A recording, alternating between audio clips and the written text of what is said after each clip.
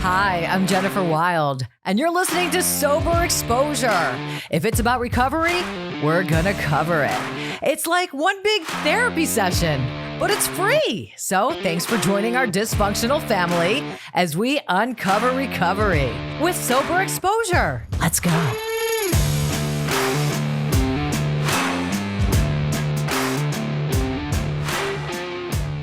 And welcome to Sober Exposure with me, Jennifer Wild, welcoming another girl crush. I think we got to just call the show Jen Wild's Girl Crushes. I pick up all these chicks on Instagram and I bring them to my show. I used to pick up all these guys in the bar and bring them home. Now I pick up these girls on Instagram and bring them on my show. So it's Alicia Ward, and Alicia has a podcast, A Poor Girl's Guide to a Rich Life. And first of all, just a brilliant title to a podcast, seriously. And you know, this is Sober Exposure, and we always talk every episode. It seems like the mantra, it is a sober show. The last, I don't know, we've had a lot of episodes about depression and about mental health, but I feel like we've gone away from that the last couple weeks, and it's just been all AA, real, strong A. So I want to talk about some other things here today, and I think you're the perfect person to join me in talking about just mental health and other things, because you really are compelling and you really do have a great story, and you do have addiction in your story, beginning with growing up with an addict. And as a mother, I've been all sides of it. I've been a codependent, as I am the daughter of an alcoholic, so I know how that is. I am a mother who is an addict, so my son is an ACA, so he's where you are. I'm a daughter, so I drove my mother crazy, so I was in that enmeshed codependency relationship, and married to an addict, now divorced, so I have that codependent relationship. So codependency, depression, it all intertwines, and so start I don't know, just I guess give us an introduction. Tell us who you are. You have like 1 million Insta followers. You've got an amazing podcast, and I have a crush on you. So let it all out. Who are you? Let us know. Welcome to Sober Exposure, Alicia. Thank you. I'm happy to be here. So I'm Allie Mae Ward on Instagram, and codependency is something that I've definitely struggled with a ton in my life. Both my parents have battled with alcoholism. My mom still to this day, it's not a severe case, but it's definitely to a point that's concerning, especially for her kids, especially because she doesn't really take responsibility for it very well. So that's been something that's impacted my life greatly. And then with, mental health disorders that she's continued to have, she hasn't really been able to be a very good, strong female role model for me in my life or my 5 siblings that I have. Woo! And I also have a brother who we recently found out that he's got a really bad addiction with opioids and cocaine, and he's recently lost his job. He's losing his house. His life is going the absolute shitter. He almost died. They actually found him in a coma during the winter. So that's kind of that nearest and dearest to my heart right now, because I knew years and years ago that he was struggling with something, but he was in complete denial and he wasn't telling anyone. So now it's kind of out there in the open, but he's still not doing what he needs to do about it. So to stay sober, yeah. It amazes me too that it is genetic. I believe it's genetic, and it skips generations, and you are not per se chemically dependent.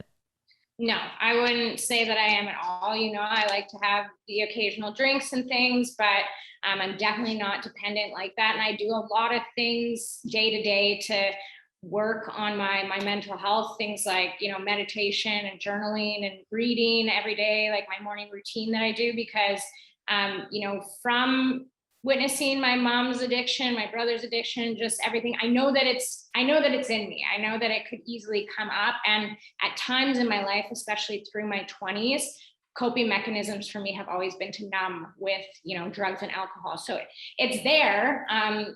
but I know that I always feel better when I lean into obviously these other avenues that I take. So I'm very grateful for the last like 5 years when I got introduced to personal development and things like that. It's absolutely steered my life in a different direction. And then I ended up starting a podcast.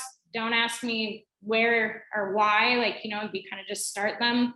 And that has been one of the biggest outlets for me mentally, to heal myself in a lot of ways. Therapy and stuff was never something that I could afford or my family could afford, because we were very poor, hence A Poor Girl's Guide to a Rich Life. Yep. We're very, very poor that way. So that was never an option for me. So, my outlet has been talking. So talking through my Instagram and talking through my podcast has helped me immensely in my life. Yeah. I mean, this podcast helps me. It keeps me accountable. That's for sure. And, so I'm just going to cut to the nitty gritty of it, and I'm just going to get real here. So when I started talking to Alicia does represent something,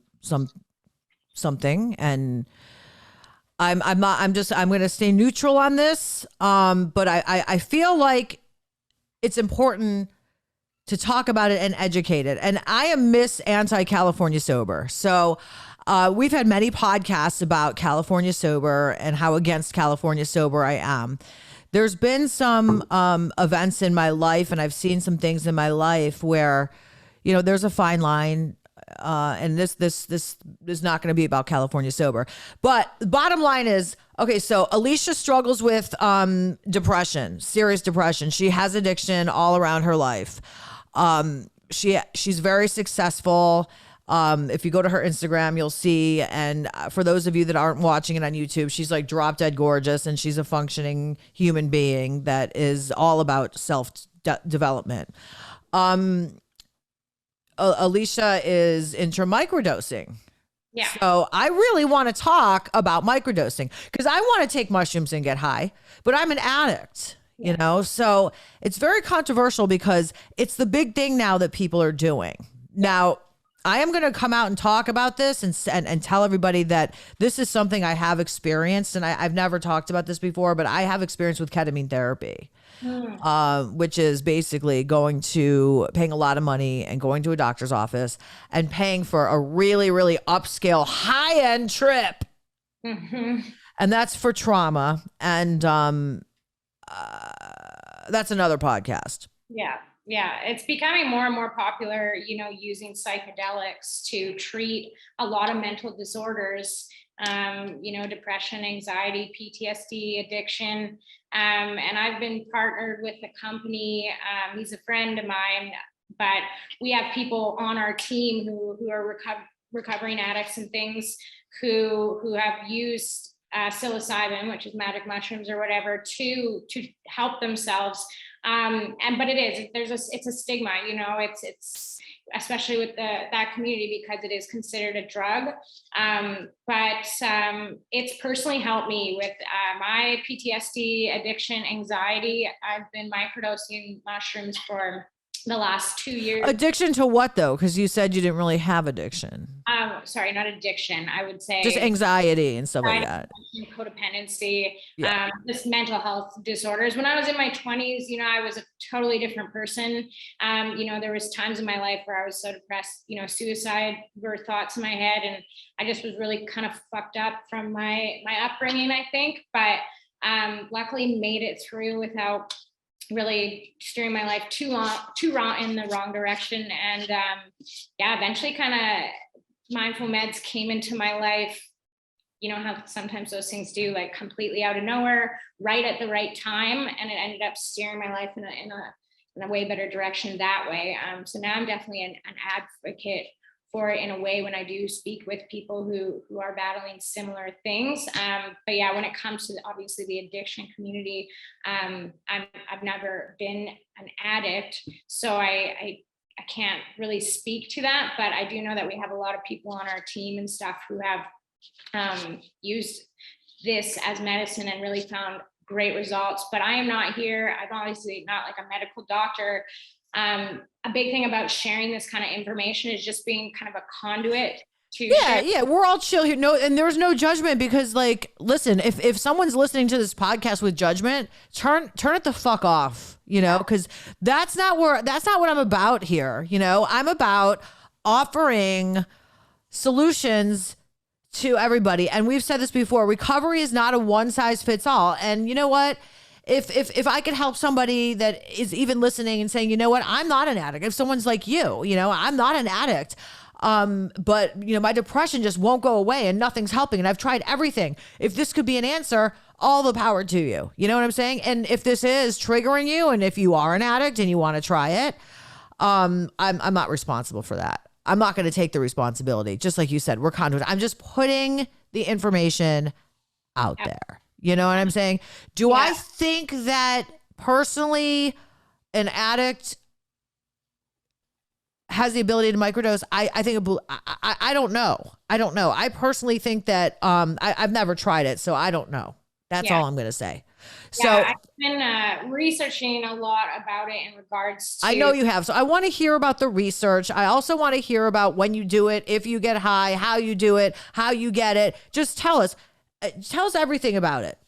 Sure. Yeah. And like, for me personally, something that's been tough for me, because you can look at me if you are on the YouTube or you look at me on Instagram. So typically everybody looks at me and they think I got it all figured out and life is just humpty-dory all the fucking time for me. But the truth is like, it's honestly one day's good, one day's bad. Earlier this morning, I was super down and anxious. I couldn't figure it the fuck out.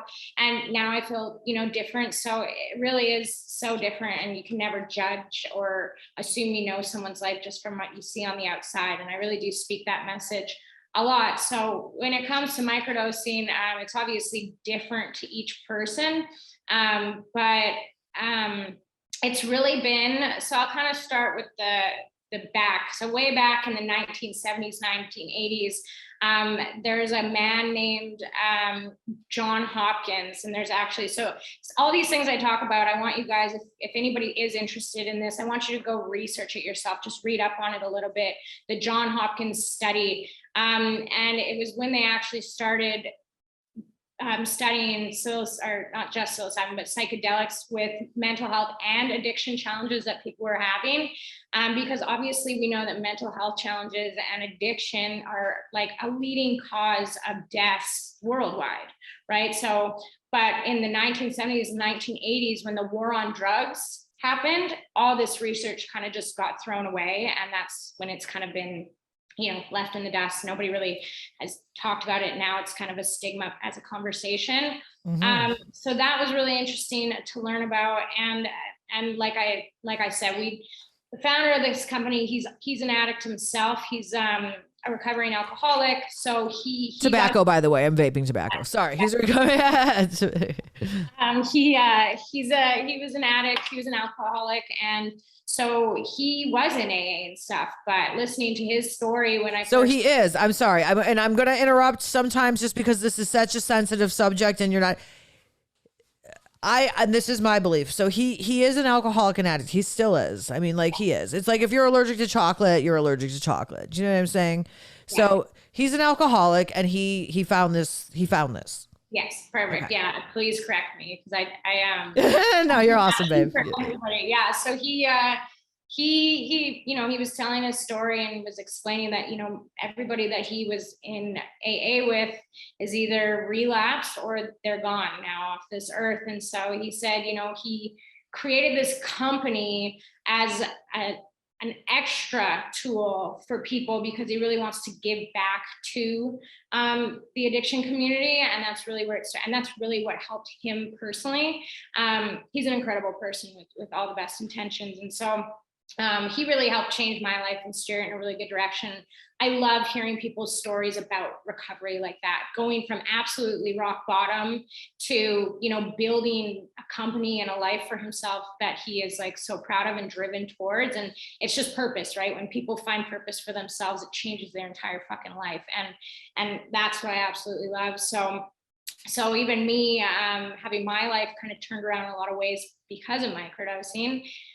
What microdosing is just small doses, micro, of psilocybin, right? Mixed with other mushrooms. And what is psilocybin for those that don't know? Because I don't even think I pronounced it right. For me, like when I took shrooms, You know, it was like we would cook them up, or I don't know. They tasted like shit. We'd eat them, and then we listened to the dead. Yeah. You know, that's what it was for me. So I don't know what that word is.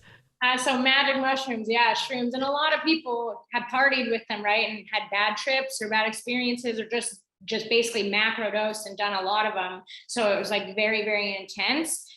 So mushrooms, there's actually a Netflix documentary called Fantastic Fungi that talks all about all different kinds of mushrooms and what their benefits are. So there's tons. So basically these microdoses are mixed with other types of mushrooms like lion's mane mushroom or cordyceps, which all have different health benefits.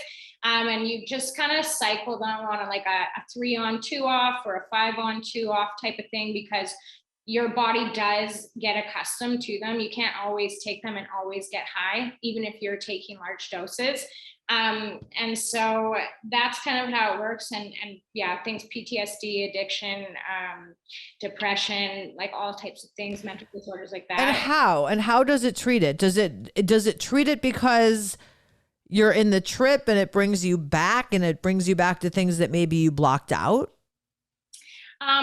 I would say macro dosing would deal with trauma like that. That would be taking like a larger dose. But that's like ketamine therapy. Yeah, no, I don't recommend that. No. And you have to do those things in a controlled setting. You don't want to be mixing this obviously with other substances either. You want to be getting the full benefit from it. You don't get high. Like, you know, I would take a 50 to 100 milligrams. Are you on them now, right now? I took one this morning. Okay, cool. Yeah. All right. And so for me, everything is from helping my anxiety, which also is kind of correlated with my depression. It spikes my creativity. Lion's mane is for things like focus, so it'll help me focus. I'm an entrepreneur, I'm my own boss, so it's easy for me to go run off. I'm in Mexico right now and go have cervezas all day long, right? But I have to have the self-control to like stay and work and do the shit that I got to do and keep myself accountable. So I've just found that it's made those types of things easier for me. Yeah. So for those of us, because a lot of addicts, I know that a big part of why I liked cocaine so much is I was self-medicating my ADD.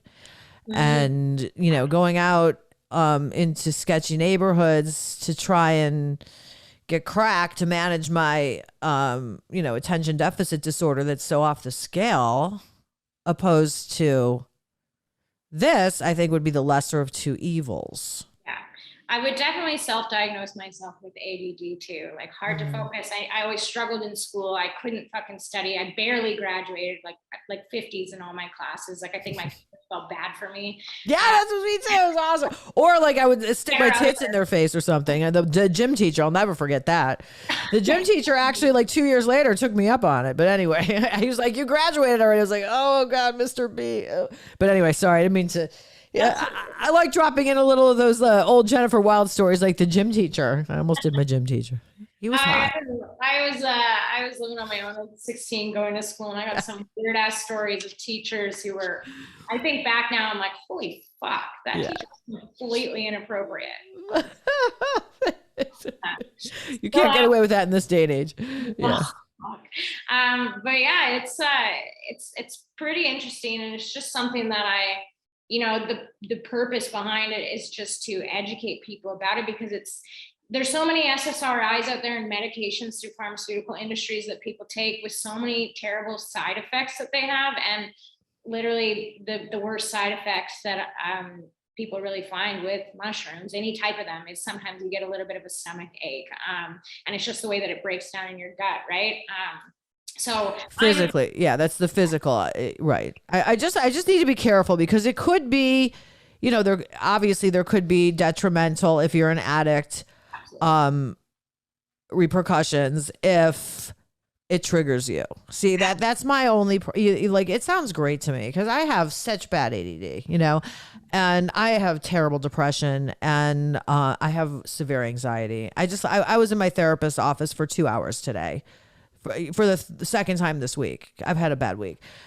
So it sounds awesome to me. But what scares me is just because I'm such a hardcore addict that I would take one and I'd be like, oh, well, one is too many of the thousands, never enough. And then it would trigger me, and then I would feel the buzz, and then it would be like, well, this isn't enough, or this isn't my favorite high. So then I end up to my drug of choice.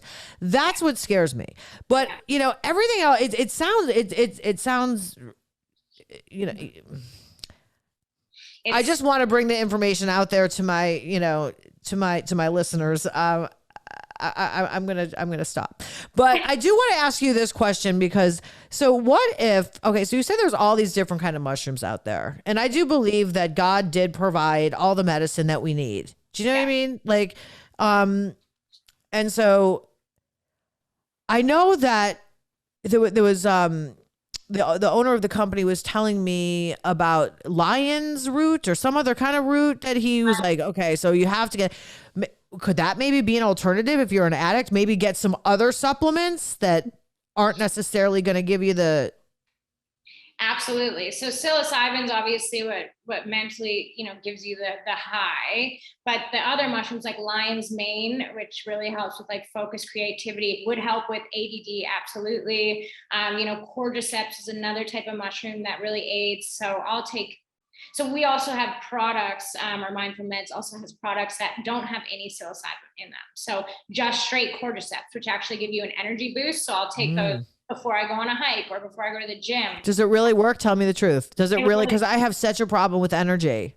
Yeah. Like I can't get, it really does. It's not like a pre-workout where you're like jittery and like, but it definitely does increase your energy. But it's just like, you know, it's just, you don't even really notice. You're like, all of a sudden you're like, oh yeah, I took that. That's why I feel like this now, you know. Maca root, that's actually really good for creativity, low libido. So all the different microdoses that have psilocybin in them, there's one that has maca root in it, there's one that has lion's mane in it, there's one that has cordyceps in it, or you can just get these other mushrooms on their own as well for those specific. So I think actually that's a great point. And if somebody wanted to try mushrooms for their health in that sense, you could try the non-psilocybin and see if that like helps you in any way, right? I love that. You know what? I really do like that because I think that there's so many addicts out there that we go to AA, and you know, I believe that we do need to, you know, have fellowship and hang out with each other. We have to be with our own tribe, you know what I'm saying? But there's a lot of us that there's just still that component that's just missing because we use because we're using to cover up something, and just something to add a component to help with that irritable, restless, and discontentness that alcoholics and addicts have. Yeah. But, you know, something natural that's not going to change our perception. Yes. You know, because as soon as my brain, as soon as I change my perception and there's a chemical changing anything in my brain chemistry, I'm fucked. Mm-hmm. You know what I mean? Yeah. Really good point. And because you still want to be able to live your life and have an overall sense of well-being and be able to be out in society and not feel alienated from everybody else because you know that, you know, you're an addict. And so yeah, I think that nature's medicines are incredible, and mushrooms, not psilocybin specifically, but all different kinds can really aid in some of those things. And again, because, you know, I have a lot of people in my life who are on antidepressants or pharmaceuticals, and they're basically addicted to those because if they have a day where they don't take them, their day is completely fucked up, right? I'm addicted to antidepressants. Listen, everything. This is why it's exposure, sober exposure. I'm on antidepressants. I am. And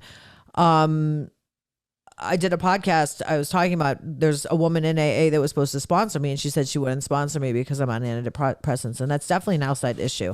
So, I understand, like, to take something that God grew, you know, that's grown by the universe that God gave us. I can see that, you know, but I can't.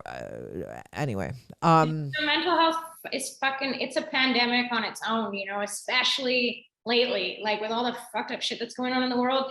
People need this support, and they can't be completely reliant on these pharmaceuticals because the long-term effects of them are devastating, you know, and it's just terrible. If you look at the side effects of some antidepressants and things, some of the side effects are basically more depression or thoughts of suicide. And it's like, like finding medicines, and they're not going to be for everyone. Like, I am not against antidepressants at all. I do believe that a lot of people really need them. It's just an option to kind of introduce into your life to see if it does impact you and you do find a benefit using things like Right. thiamine and things like that. Yeah. I mean, I'm a firm believer in essential oils. I love essential oils. CBD without the THC in it. Yeah. And I talked about this. I took a CBD gummy bear. And by accident, it was a THC one. And so, I got to be real careful because I liked it a lot. I was like, all of a sudden I was like stoned. I was like, what the fuck, man? And I didn't even correlate the two. Like you said about that one mushroom where you're like, all of a sudden you feel better. You're like, oh, that was it.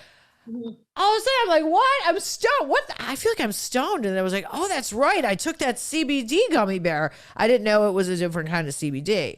But when I have a neck ache, and I take a particular type of CBD that doesn't, or if I can't sleep, it does. I mean, there's certain oils that really help. And my essential oils for my aromatherapy, I mean, I love it. So I think that there could be something interesting there. And I think that, I mean, believe me, I would love to try. I would love to try it. I would love to microdose.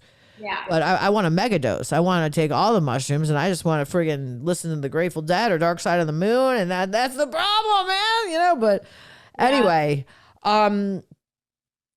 so tell us, like, if somebody's interested, in finding out more or getting in touch with you, partaking. Yeah, absolutely. Like, I am open to discussions around all this. And so the company is Mindful Meds. And then my Instagram is ALIMAYWARD. I chat to people all day long, all the time. Super transparent with everything. And I think that educating ourselves about these different kinds of things is just the most important thing that we can do. And just talking about it and having open discussions about all of it, I think is so important. So I'm so grateful to be here bringing it up, because, really just the mission is to just help people through our own experiences. And so yeah, that's kind of where you learn about it. It's just kind of diving in. I manage the Instagram as well for the Mindful Meds. And so I'm always posting articles around it and around different kinds of mushrooms. And so just trying to get that education out there because it is a tough topic. Yeah. I mean, there's a huge stigma behind it, obviously, and especially in the recovery community. And I know that I'm going to get my ass beat for this episode by a lot of people. But, I'm just putting it out there, man, because I would rather see someone safely microdose than go out on the street and try and cop dope or whatever they're doing, because they can't get AA. I'd rather see that. So, or someone that's listening that's not an addict or an addict that has a daughter that has depression, that doesn't have addiction issues like you. If it could help anybody, fine, all the power to it. So, if I'm gonna eat some shit for this episode, I'll make it taste good. I'll put some sugar on it, baby, and I'll swallow that down. So, one more question I have, because I'm in the U.S. Yeah. And so what if we're in the U.S. and we want, how do we, I'm not sure. Is it legal in the U.S.? Yeah, that is the thing. Mindful Meds, if you're shipping any of the psilocybin products, they can't ship to the US because it's actually not allowed. It's still a very gray area. But the other non-medicinal product or non-psilocybin products, you would be able to. So you see all those. I actually read something really interesting today too, when I was kind of researching more about this. Is Bill Wilson, who is one of the founders of AA, way back, he was actually part of some studies around psychedelics that actually aided in his severe depression recovery himself. And he wrote a book I wanted to mention on here, and it's called Distilled Spirits by Bill Wilson. So I found that really interesting and kind of a good place if people wanted to start learning about it. I don't recommend anyone just dive right into this if you're an addict. I think any of the non-psilocybin products, like, go fucking crazy. They're like, there's literally nothing that bad that could happen. It's but if you are interested in the psilocybin side of anything, definitely research, read, talk to your therapist, talk to your doctor. It's something that would be really important. But yeah, in the States, I really don't know if there's companies that do it. No, there's no other company but you. No, and I'm not even getting endorsed by these guys. I just love Alicia. So we're not going to talk about any other companies, and we'll figure it out. But I love that you brought up Bill Wilson, because it is known that he did experiment with psychedelics, and so I do like that. Thank you for bringing that up. I'm so impressed with you for that. I am, and I'm going to get that book. I didn't even know about that book. I do know that people say there's obviously the big book of Alcoholics Anonymous, and there's another book called the 12 and 12.